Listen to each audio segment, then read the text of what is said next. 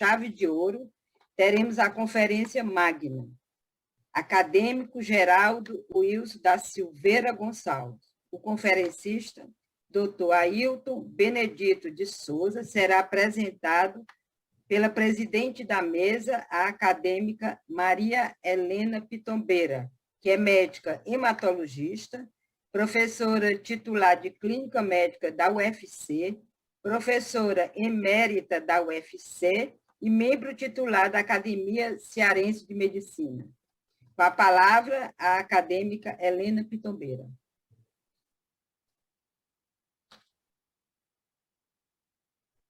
Boa noite a todos.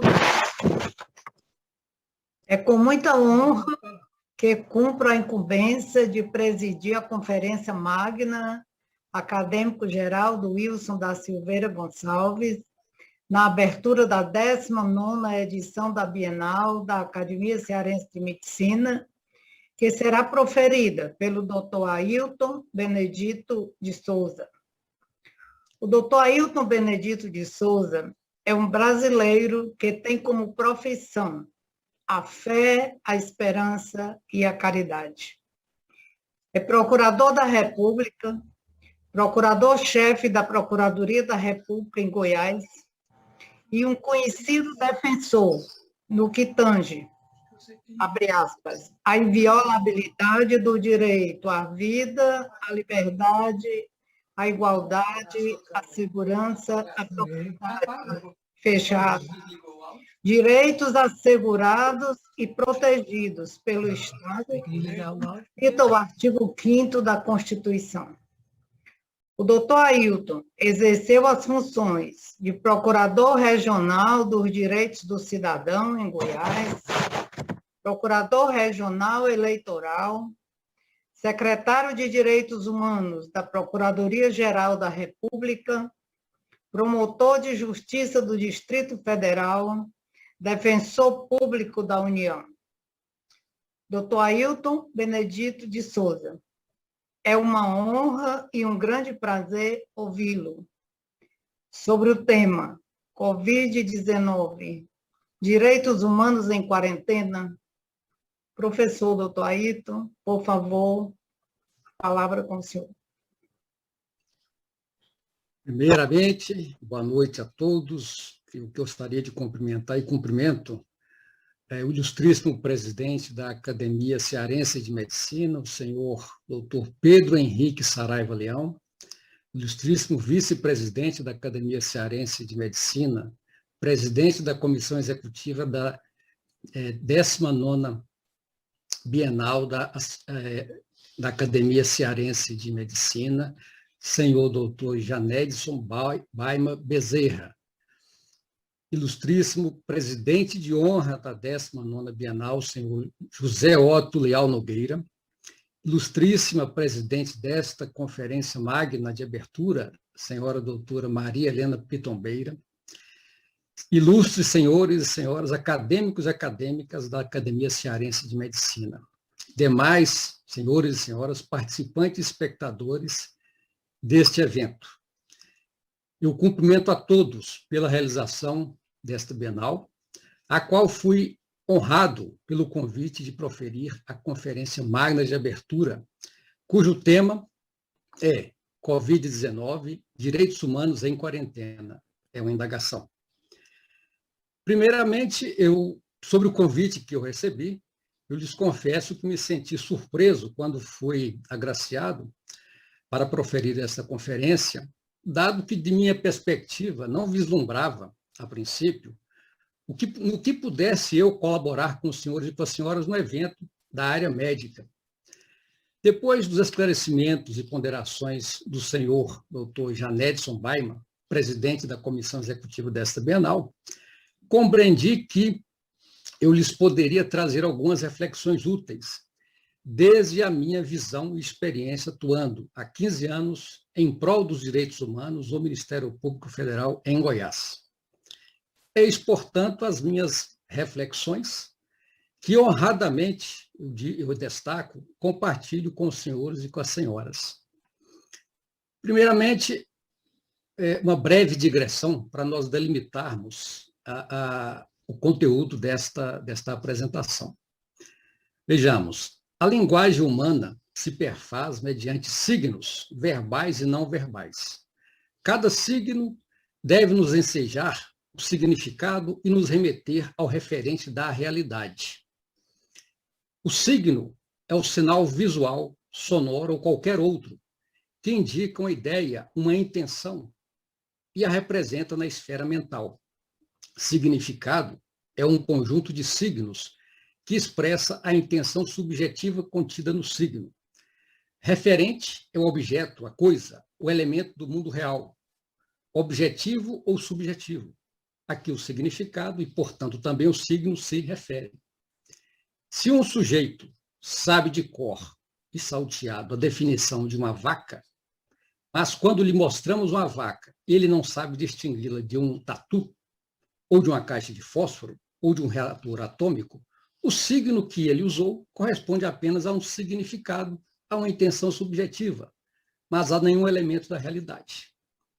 Nesse sentido, a possibilidade da existência de algo como a ciência repousa numa variedade de pressupostos que nem podem ser eles próprios submetidos ao teste científico, nem muito menos fornecer qualquer base racional para dar à dita ciência a autoridade de última palavra, não só sobre as questões gerais da existência humana, mas também no próprio domínio especializado de cada área científica em particular. Aqui, com estas palavras, eu faço a remissão expressa ao professor Olavo de Carvalho, de quem eu já sou aluno há muito tempo, né, aluno do curso de filosofia, e compartilho, então, esta visão sobre a ciência, delimitação de signo, significado e referente. Destarte, no plano ideal, elaboramos um conceito possível de ciência, limitado à perspectiva metodológica. É conhecimento de fenômeno baseado em observação, hipótese, experimentação, testagem, conclusão, falseabilidade. Esse termo específico, falseabilidade, aurido das lições do filósofo Karl Popper, que ele demonstra claramente que aquilo que é proposto como ciência e que não é possível de submeter ao exame a falseabilidade, não se poder comprovar preliminarmente a sua falseabilidade, não pode ser tratado como ciência. Entretanto, nessa perspectiva metodológica ideal, não se esgota o significado nem o referente do signo ciência, principalmente no debate público.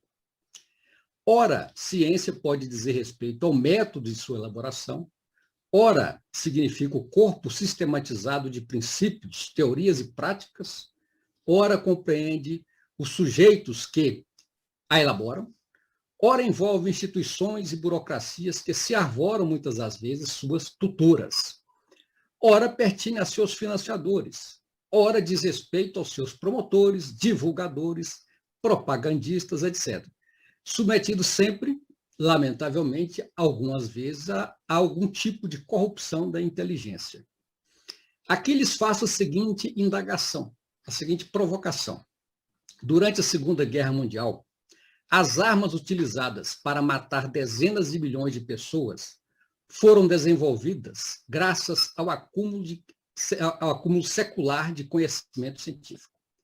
Seria correto afirmar que foi a ciência que ceifou aquelas vidas?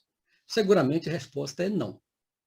Pois bem, no contexto da pandemia de Covid-19, a qual, especula-se, teria se iniciado no final de 2019 na China, o signo ciência está em efervescência, talvez em intensidade só superada pela própria designação do vírus em si.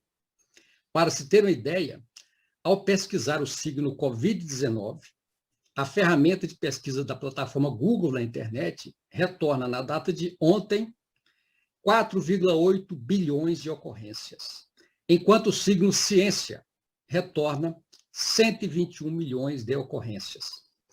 Observa-se com efeito que diversos sujeitos que participam do debate público têm se pautado no pressuposto implícito de que se pronunciam em nome do que afirmam ser a ciência.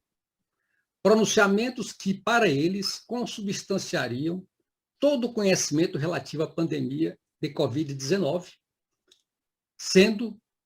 seja quanto ao vírus em si, seja quanto aos seus efeitos, seja quanto às suas consequências e possibilidades de enfrentamento farmacológico e não farmacológico. Como se esses sujeitos, em todos os lugares, em todos os momentos, fossem a própria encarnação da ciência. No entanto, verifica-se que esses sujeitos escondem-se, no mais das vezes, atrás do que aludem enfatuadamente de a ciência, pretendendo com isso designar a si mesmos a instância última e suprema do julgamento de todas as questões pertinentes, inclusive científicas, à pandemia de Covid-19. Tal procedimento, ao nosso ver, caracteriza uma extrapolação para muito além dos limites do conhecimento proporcionado pelo método científico que eu referi anteriormente. Nessa linha, tratando agora especificamente, depois dessa digressão, sobre os direitos humanos, eu destaco que a extrapolação do significado de ciência, desbordando os limites inerentes ao conhecimento proporcionado pelo método científico, tem ocasionado consequências no mundo jurídico, atingindo com especial gravidade os direitos humanos. Direitos humanos, expressão que é marcada por infindáveis divergências doutrinárias acerca de sua definição. Qualquer tentativa de os definir, portanto, pode implicar resultado insatisfatório. No entanto, para transmitir com exatidão a especificidade do seu conteúdo e abrangência. A par disso, atentando-se para suas características enunciadas nos manuais jurídicos que tratam esta matéria, tem-se que os direitos humanos revelam atributos jurídicos auridos racionalmente da própria natureza humana, natureza do homem. Caracterizados eles, os direitos humanos, pela sua imprescritibilidade, inalienabilidade, irrenunciabilidade, inviolabilidade, universalidade, efetividade e interdependência. Frisa-se que os direitos humanos não se perfazem no vácuo. Não basta, assim, reconhecê-los e declará-los em textos legais. Eles necessitam de meios jurídicos e materiais que os assegurem. Noutras palavras, a todo direito atribuído a um sujeito corresponde dever ou deveres de outrem. Trata-se aqui da bilateralidade atributiva. Lição de Miguel Reale. Malgrado essa realidade, percebe-se que, no debate público, supostos epígonos dos direitos humanos retoricamente convencer a sociedade de que haveria direitos sem deveres correspondentes, o que não é consentâneo com a ordem jurídica. Assim, só se não chamarem você, né? Cuidando-se especialmente do direito positivo brasileiro, a Constituição de 1988 estabelece e detalha de forma bastante analítica os direitos humanos em diversas categorias jurídicas: direitos individuais e coletivos, direitos sociais, direitos de nacionalidade, direitos políticos. Revelando ainda a própria Constituição a importância, a imprescindibilidade da compreensão dos direitos humanos, à medida que eles recebem dela, a Constituição, proteção das chamadas cláusulas pétreas, a fim de garantir a sua rigidez, à medida que é vedado até mesmo a possibilidade de emenda constitucional tendente a abolir ou extirpá-los da ordem jurídica. Ponto que se salienta nesse contexto é a preservação da ordem jurídico-constitucional dos direitos humanos no contexto da pandemia de Covid-19. Nesse quadro, observa-se que, a pretexto da pandemia de Covid-19, acontece uma hiperatividade de organizações internacionais, estados, governos, universidades, institutos de pesquisa, empresas, políticos, ONGs, redes de televisão, rádios, jornais, revistas, sociedades, cidadãos, todos focados quase exclusivamente na referida pandemia há mais de um ano, um ano e quase 6 meses. Com profusão incomensurável de informações, pesquisas, estudos, opiniões, decisões, normas relacionadas às origens, às causas, às motivações, fins, efeitos, consequências sobre a sociedade, os países e a humanidade. Mas surge a indagação: em que medida essa hiperatividade, motivada pela pandemia de Covid-19, tem concorrido para a preservação dos direitos humanos? A partir desse ponto, passa-se a tratar especialmente de uma categoria dos direitos humanos, qual seja, o direito social à saúde, estabelecido pela Constituição, do seu artigo 6º, cuja efetivação serve ao direito fundamental à vida. Destarte, à luz da Constituição, a saúde é direito de todos e dever do Estado, garantido mediante políticas sociais e econômicas, as quais visem a redução do risco de doença e de outros agravos, e ao acesso universal e igualitário aos serviços e ações para sua promoção, proteção e recuperação. As ações e serviços públicos relacionados à saúde integram uma rede regionalizada e hierarquizada e constituem um sistema único, organizado de acordo com as diretrizes, descentralização com direção única em cada esfera de governo, atendimento integral com prioridade para as atividades preventivas, sem prejuízo dos serviços assistenciais, participação da sociedade. Aqui eu destaco que toda estratégia de implantação, estruturação, organização e funcionamento do SUS, Sistema Único de Saúde, desde a promulgação da Constituição de 1988, tem focado, sobretudo, a partir do atendimento integral, com prioridade para as atividades preventivas, sem prejuízo dos serviços assistenciais. Veja bem, atendimento integral, com prioridade para as atividades preventivas, sem prejuízo dos serviços assistenciais. Significa dizer o seguinte: de acordo com o SUS, o direito à saúde ele deve ser tratado em todas as suas dimensões, de acordo com o SUS previsto na Constituição da República. O SUS não foi abrogado ou derrogado pela pandemia de Covid-19. Sem prejuízo do Sistema Único de Saúde, portanto, a fim de proporcionar instrumentos jurídicos para o enfrentamento da pandemia de Covid-19, foi editada no Brasil a Lei Federal 13.979, de 6 de fevereiro de 2020, a qual prevê as medidas de enfrentamento farmacológicas e não farmacológicas da pandemia de Covid. É esta lei que estrutura todas as medidas de enfrentamento à pandemia de Covid-19 no Brasil. Mas destaco, esta lei não revoga a Constituição e não revoga também a lei orgânica do SUS no Brasil. Mas esta lei estabelece as medidas que o poder público e a sociedade devem tomar para o enfrentamento do Covid neste país. Destaco desta lei, especialmente, aquilo que eu considero o ponto mais importante, o artigo mais, digamos, essencial desta lei, que deve nortear todas as medidas de enfrentamento à pandemia de Covid no Brasil. Trata-se do parágrafo 1º, artigo 3º da Lei 13.979. As medidas previstas neste artigo, ou seja, as medidas previstas para o tratamento da pandemia de Covid no Brasil, somente podem ser determinadas com base em evidências científicas e em análise sobre informações estratégicas em saúde e deverão ser limitadas no tempo e no espaço, ao mínimo indispensável à promoção e preservação da saúde pública. Destaco ainda, diz o parágrafo 2º do mesmo artigo, estas medidas devem se fazer com pleno respeito à dignidade, aos direitos humanos e às liberdades fundamentais das pessoas. Ou seja, a própria lei em si já consubstancia aquilo que é o norte, né, da atuação do poder público da sociedade, atuando sim contra a pandemia de Covid-19 em todas as suas perspectivas, preservando-se, garantindo-se a proteção da dignidade humana, dos direitos humanos, das liberdades fundamentais das pessoas. Percebam o seguinte, nos termos dessa disposição legal,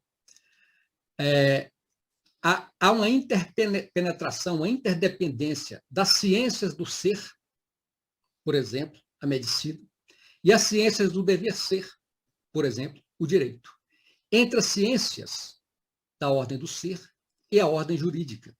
Nesta linha, o texto legal não estabelece normativamente o significado e o referente do conjunto de signos, quais sejam evidências científicas e em análise sobre informações estratégicas em saúde, que estão lá dispostas no texto legal.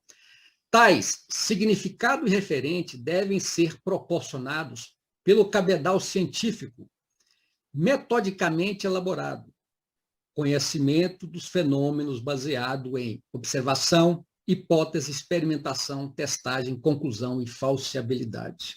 De outra perspectiva, ainda nos termos da Lei 13.979, as medidas de enfrentamento à pandemia de Covid-19 devem pleno respeito à dignidade, aos direitos humanos e às liberdades fundamentais das pessoas. Com efeito, qualquer medida de enfrentamento à pandemia deve atender forçosamente ao crivo, evidências científicas e normatividade dos aludidos direitos. Desse modo, uma vez manifesta a evidência científica, as medidas de enfrentamento farmacológico ao Covid, em qualquer fase da pandemia, a cargo do Estado, da sociedade e dos cidadãos, devem observar os direitos humanos. Medidas de enfrentamento ao Covid não abrogam, não derrogam os direitos humanos. Assim, os direitos humanos dos pacientes de Covid-19 compreendem, por exemplo, obter o diagnóstico e receber o tratamento necessário e adequado em qualquer estágio da doença, mediante expresso consentimento informado e prescrição médica, no âmbito das redes privadas, complementares e públicas do sistema de saúde. Correlatamente, aos direitos do paciente, à luz da bilateralidade tributiva, são deveres do médico a promoção, a proteção e a recuperação da saúde do paciente, prevenção, diagnóstico e tratamento do Covid, a reabilitação do enfermo e os portadores de deficiência. Isso com base no que? Na lei do ato médico, a lei 12.842 de 2013. Trata-se aqui de uma lei que ela é basicamente a constituição da atividade médica. Outro assim, visando cumprir os seus deveres para com os pacientes, aos médicos são atribuídos também direitos ou prerrogativas que eles são privativas. Estão lá no artigo 4º da lei do ato médico, a lei 12.842 de 2013. E eu destaco, por exemplo, no artigo 4º dessa lei, que é privativo do médico a indicação e execução da intervenção cirúrgica, prescrição de cuidados médicos pré- e pós-operatórios, a indicação da execução de procedimentos invasivos, sejam diagnósticos, terapêuticos ou estéticos, incluindo os acessos vasculares profundos, as biópsias, as endoscopias, a intubação traqueal, a execução da sedação, a determinação do prognóstico relativo ao diagnóstico nosológico, a indicação da internação e a alta médica do serviço de atenção à saúde. Enfim, esta lei estabelece aquelas que são as prerrogativas privativas do médico no exercício das suas atividades. Ainda, aos direitos e as prerrogativas dos pacientes e dos médicos correlacionam-se deveres da União, dos Estados, do Distrito Federal e municípios, por intermédio do Sistema Único de Saúde. Quais são os deveres destes entes? Prover e dispensar os meios, insumos, fármacos, equipamentos, etc., adequados à prevenção, ao diagnóstico e possibilidades terapêuticas aos pacientes de Covid, conforme prescrição médica e consentimento informado. Igualmente, tais direitos e prerrogativas de pacientes e médicos se estendem correlatamente aos deveres dos prestadores privados do serviço de saúde, aos quais, conforme disposto nos específicos regimes jurídicos, devem-se prover os meios necessários e adequados à prevenção, diagnóstico, possibilidades terapêuticas aos pacientes de COVID, também segundo a prescrição médica e consentimento informado dos pacientes. Do cotejo dos direitos, prerrogativas e correlatos deveres, sobreleva-se que as condutas dos médicos e gestores das redes de saúde que deixam de oportunizar tratamento aos pacientes de COVID implicam redução das possibilidades de sobreviver à doença. Significa dizer, podem caracterizar perda de uma chance de salvar a vida desses pacientes, podendo, dependendo da situação, configurar prática ilícita suscetível de responsabilização civil, administrativa, criminal. E aqui, nesse ponto, eu destaco que o próprio Supremo Tribunal Federal já se manifestou reconhecendo a incorporação no ordenamento jurídico brasileiro, que se chama doutrina da perda de uma chance. E cito um exemplo aqui que pode lhes aclarar com mais percussiência esta doutrina e a sua compreensão. Vejam bem, entre aspas, a concausalidade entre fatores que levam à morte da paciente, que diante de prova colhida não exclui a aplicação da chamada teoria da perda de uma chance, na medida em que o dano ocorreu porque não houve a detenção do processo causal, embora sem se saber ao certo se haveria conseguido salvar o paciente, porquanto houve má prestação do serviço, retirando-se do interessado uma possibilidade eficiente de diagnóstico que ele poderia ter poupado a vida. Isto está em um julgamento do Supremo Tribunal Federal. Nessa direção, as medidas de enfrentamento farmacológicas e não farmacológicas da pandemia de Covid, em qualquer estágio, devem observar a ampliação das chances de prevenção, tratamento, cura, recuperação integral com vistas à proteção da saúde e dos direitos humanos ameaçados ou lesados dos pacientes. No outro ponto, no outro tópico, eu destaco, sobretudo, a proteção da autonomia do ato médico e do atendimento integral dos pacientes. Se acima eu fiz alguma referência à possibilidade até de punição de médicos, eventualmente, eu lhes trago agora uma inovação legislativa que vem também para proteger a autonomia do ato médico e do atendimento integral dos pacientes. Exponho-lhes, portanto, situação que tem afligido sobremaneira muitos médicos no Brasil. Trata-se dos casos em que pacientes, especialmente os que os consoantes entendem necessário e adequado, prestam atendimento integral e, consequentemente, tratam os seus pacientes de Covid. E, por isso, estes médicos, lamentavelmente, são vítimas de perseguições, inclusive nos meios de comunicação social. Aludo, a propósito, à Lei 13.132 de 2020, a qual se presta à proteção da autonomia do ato médico e do atendimento integral aos pacientes de Covid também, sem prejuízo de outras proteções e do tratamento de outras doenças. Com efeito, esta lei tipifica e inclui no Código Penal o crime de perseguição. Diz, a partir dessa lei, o artigo 147-A do Código Penal: perseguir alguém reiteradamente ou por qualquer meio, ameaçando-lhe a integridade física ou psicológica, restringindo-lhe a capacidade de locomoção ou de qualquer forma invadindo ou perturbando a sua esfera de liberdade ou privacidade. Reclusão, pena prevista de 6 meses a 2 anos e multa. Esta lei emula, de certa forma, legislações estrangeiras, incorporando no ordenamento jurídico brasileiro a punição penal para aquilo que se chama stalking.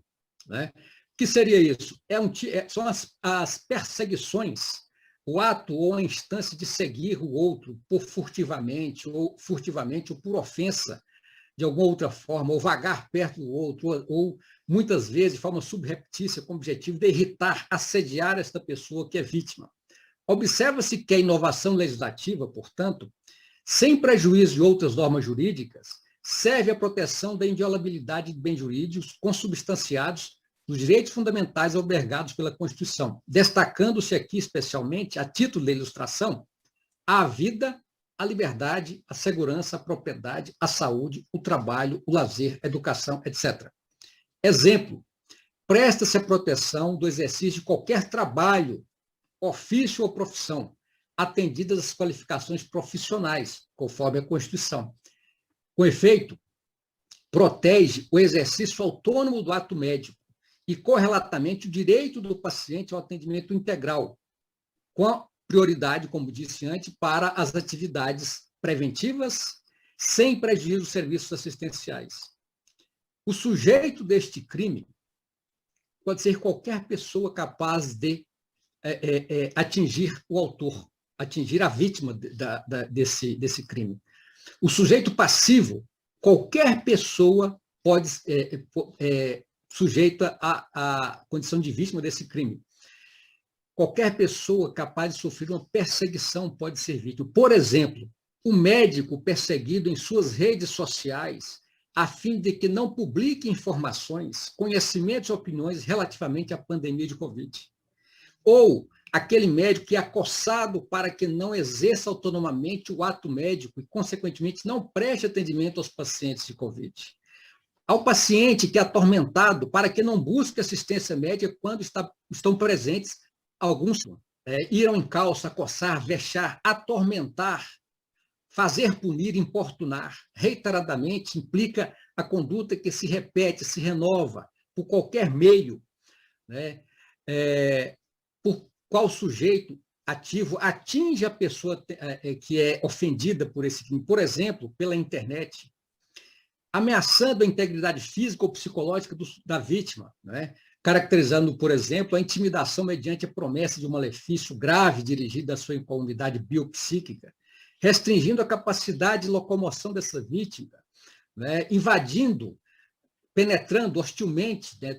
Apoderando-se da sua liberdade, perturbando a esfera de liberdade dessa pessoa. Enfim, esse é um tipo de conteúdo variado, há muitas formas de sua perpetração. Por exemplo, no caso dos médicos, é a perseguição ao médico em rede social da internet, a fim de inibir a divulgação de informação, conhecimento e opiniões relativamente à pandemia de Covid.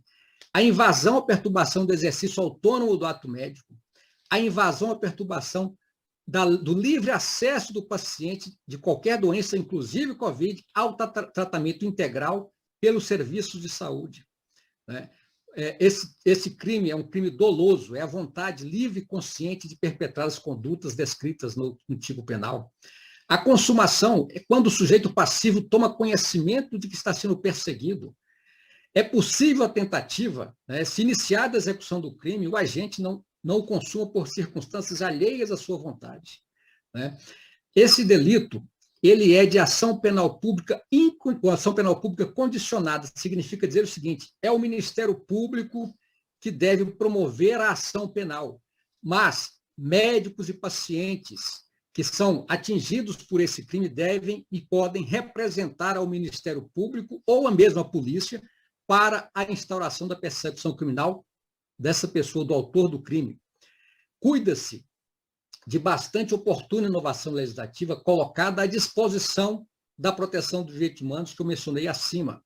E eu destaco, já tenho destacado corriqueiramente, que este novo tipo penal, essa nova possibilidade de punição serve e deve ser utilizada por médicos e pacientes que são, de alguma forma, perseguidos, impedidos de exercer plenamente os seus direitos relacionados a diagnóstico e tratamento de qualquer atuação relacionada ao Covid-19.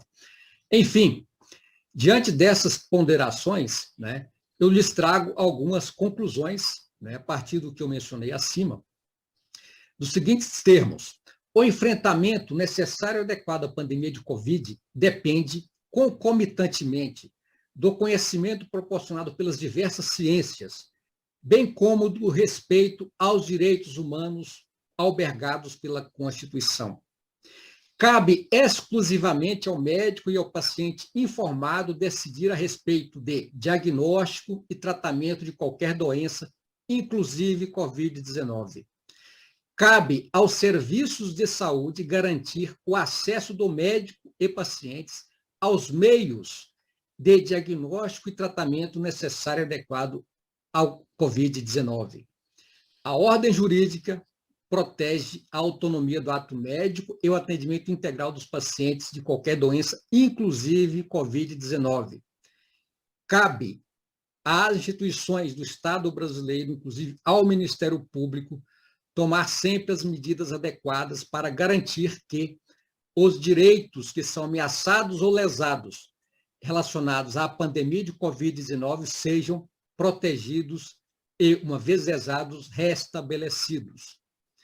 Essas são as ponderações que eu tinha para compartilhar com os senhores. Eu, mais uma vez, agradeço honradamente pela oportunidade de lhes apresentar a visão, a partir da minha experiência de 15 anos atuando na área da saúde, especialmente, e, em sentido mais abrangente, na tutela e na defesa dos direitos humanos.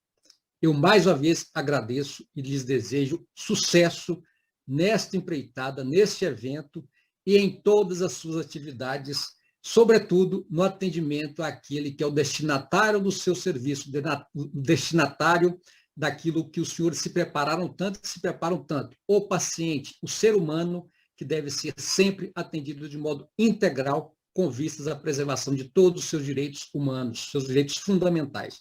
Muito obrigado. Muito obrigada, doutor Ailton, pela excelente, pela brilhante colocação de todo o seu conhecimento. Com certeza sairemos daqui mais ricos. Muito obrigada. Eu agradeço. Ana. Agradeço à acadêmica Helena Pitombeira e ao conferencista, doutor Ailton Benedito de Souza. E antes de encerrar, eu vou quebrar aqui o protocolo e registrar, fazer um elogio aqui e um grande agradecimento ao acadêmico Janetson, presidente da comissão executiva desta Bienal. Sem o esforço dele, que foi hercúleo, nós não teríamos tanto sucesso. E agradecer também e elogiar o acadêmico Vladimir Távora, que dedicou muitas horas do seu dia, dessas últimas semanas, dos últimos meses, para este mesmo sucesso. E toda a comissão executiva, o acadêmico José Henrique Leal Cardoso, acadêmico Roberto Misit, acadêmico Sebastião Diógenes e todos, enfim. Antes de encerrar, quero comunicar que a Bienal prosseguirá amanhã, dia 13 de maio de 2021, às 8 horas, com uma conferência da doutora Margarete Prete Dalcolmo, Covid-19 e as epidemias na história do homem. Aguardamos todos vocês. Boa noite.